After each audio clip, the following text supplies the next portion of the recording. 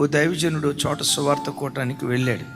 ఆ సంఘానికి వచ్చే ఓ ఎస్ఐ గారి భార్య దైవజనుడి దగ్గరికి వచ్చి, అయ్యా రేపు మధ్యాహ్నం మా ఇంటికి భోజనానికి రండి, మా అభ్యర్థన కాదనొద్దు అని కొంచెం దయనీయంగా బ్రతిమలాడారు. ఆ ఇల్లు చూస్తే ఇంచుమించు 3 కోట్ల రూపాయల ఇల్లట. ఆ ఎస్ఐ గారు ఈయన పక్కన కూర్చున్నాడు. వారు కూర్చున్న ఆ సోఫా సెట్కి ఎదురుగా ఉన్న గది కీస్ అంటూ తలుపు తెరుచుకుంది. ఆ లోపట గదిలో ఓ ముసలాయన పండుకొని ఉన్నాడు. సన్నగా ఉన్నాడు. చావు బ్రతుకుల మధ్యలో ఇవాళో రేపో చనిపోతాడేమో అన్నట్లుగా ఉన్నాడు.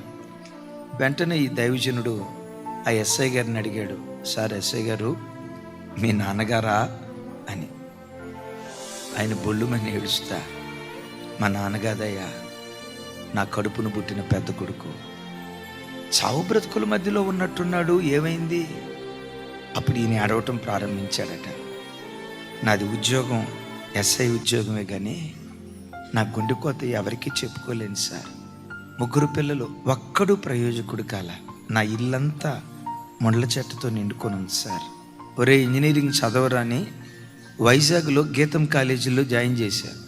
ఇంజనీరింగ్ పూర్తయ్యేసరికి ఇంజనీరింగ్ సర్టిఫికెట్తో ఇంటికి రావాల్సిన వాడు ఎయిడ్స్ రోగంతో వచ్చాడు. ఎయిడ్స్ రోగంతో ఆయన ఏడుస్తూ అన్నాడు, పెద్దోడు పోతే పోయాడు సార్.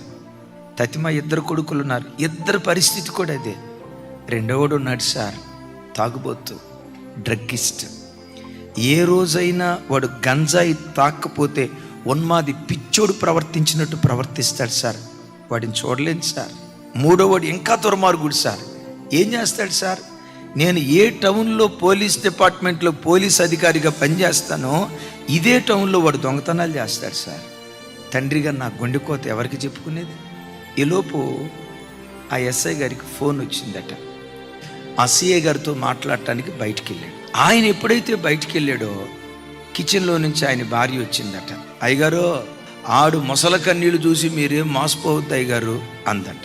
ఎందుకమ్మా భర్తను పట్టుకొని ఆ మాట అంటున్నావు? నా పిల్లలు శాపగ్రస్తులు అవటానికి వాడి పాపమే సార్. ఏం శాపగ్రస్తం చేశాయమ్మా? వివాహం చేసుకొని 3 పిల్లలు పుట్టిన తర్వాత ఒక స్త్రీతో అక్రమ సంబంధాన్ని జరిగిస్తూ చెన్నీళ్ళు పెట్టాడు సార్. దానికి కూడా పిల్లలు పుట్టారు సార్. ఏమయ్యా ఇట్లా చేస్తున్నారు అంటే అంటాడు, అడ్జస్ట్ అయిపోండి. అయ్యలారా, అమలారా, పైకి దేవుని బిడ్డలు అన్నట్లుగా మీ అంతరంగ జీవితంలో చీకటి కార్యక్రమాలుగా జరుగుతున్నాయేమో, తస్మాత్ జాగ్రత్త.